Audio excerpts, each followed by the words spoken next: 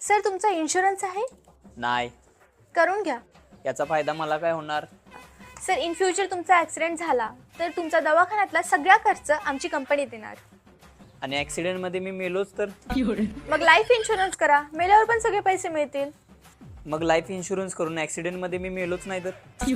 मग एक काम करा, दोन्ही इन्शुरन्स करा. दोन्ही इन्शुरन्स करून ॲक्सिडेंटच झाला नाही तर? हे बघा सर, मृत्यू एक दिवस येणारच आहे. तुम्ही मेल्यावर तुमचे सगळे पैसे तुमच्या बायकोला मिळतील. माझ्या अगोदर माझी बायको मेली तर? कसला माणूस आहे हा, बायकोला पण मारतोय. बरं एक काम करा सर, तुमच्या बायकोचा पण इन्शुरन्स करून घ्या. तुमची बायको मेल्यावर त्यांचे पैसे तुम्हाला मिळतील.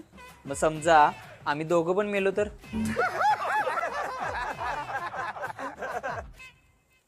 सर थोडा विचार करा, तुम्ही मेल्यावर तुमच्या बायकोला कोण सांभाळणार?